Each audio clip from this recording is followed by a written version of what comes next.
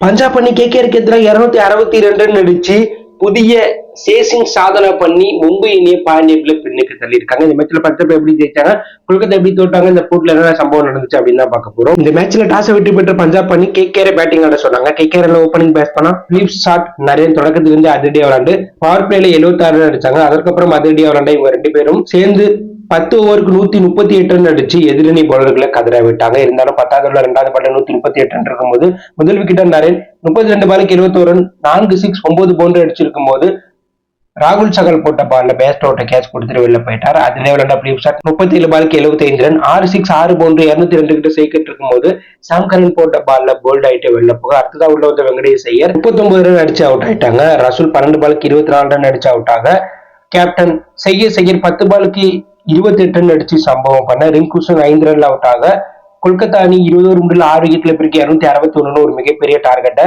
எதிரணிக்கு set பண்ணாங்க. எதிரணி பந்து வச்சு தரப்பட ஹர்தீப் சிங் 4 ஒரு வீசி 45 ரன்களை விட்டு கொடுத்து 2 முக்கிய விக்கெட் எடுத்திருந்தாங்க. பின்னர் கிளம்பிறங்கிய பஞ்சாப் அணியில பிரபு சிம்ரன் பேஸ்ட் ஓப்பனிங் வீரரா வந்து தொடக்கத்திலிருந்தே அதிரடியா விளையாண்டாங்க. இவங்க ரெண்டு பேரும் சேர்ந்து பவர் பிளேல 93 ரன் அடிச்சாங்க. இருந்தாலும் பவர் பிளே முடிவுல பிரபு சிம்ரன் 20 பாலுக்கு 54 ரன் 5 6 4 பவுண்டரி 207 கிட்ட சேர்க்கிட்டு இருக்கும்போது அவசரப்பட்டு ரன் அவுட் ஆயிட்டு வெளில போயிட்டார். பேஸ்டோ 23 பாலுக்கு அரை சதம் அடிக்க ரூசோ 16 பாலுக்கு 26 ரன் அடிச்சு கேமியூ நாக் விளையாண்டு அவுட் ஆயிட்டார். அதற்கப்புறம் உள்ள வந்த சசாந்த் சிங் பேஸ்டர் கூட பார்ட்டிசிபேட் அமைச்சு ரெண்டு பேரும் அங்கிருந்து அதிரடியா எடுத்துட்டு போய் 262ங்கிற ஒரு ஹிஸ்டாரிக்கல் டார்கெட்டை 18.4 ஓவர்ல 2 விக்கெட் இழப்பிற்கு ரெண்டு பேரும் பார்ட்டிசிபேட் அமைச்சு அடிச்சு 8 விக்கெட் வித்தியாசத்துல வெற்றி பெற்று சாதனை படைச்சிருக்காங்க.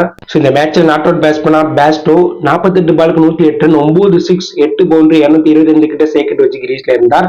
பேஸ்டோக்கு உதவுன சசாந்த் சிங் 28 பாலுக்கு 68 ரன் 8 6 2 பவுண்டரி 242 கிட்ட சைக்கிள் வச்சு கிரீஸ்ல இருந்தார். ஐபிஎல் ஹிஸ்டரியிலேயே ஆர்ஆர் அணி பஞ்சாபுக்கு எதிராக 226 ரன்னை சேஸ் பண்ணி பெரிய சாதனை படைச்சிருந்தாங்க. அந்த சாதனைய இந்த போட்டியில பஞ்சாப் அணி 262 ரன் அடிச்சு சேஸ் பண்ணி ஐபிஎல் ஹிஸ்டரியிலேயே அதிக ரன் சேஸ் பண்ண அணி அப்படிங்கிற சாதனையை படைச்சிருக்கு. மேலும் இந்த மேட்ச்ல இன்னும் ஒரு சில சாதனைகளை ரெண்டு அணி சேர்ந்து முறியடிச்சாங்க. இந்த மேட்ச்ல 524 ரன் ரெண்டு அணியும் சேர்ந்து அடிச்சிருக்காங்க. 37 4 அடிச்சிருக்காங்க.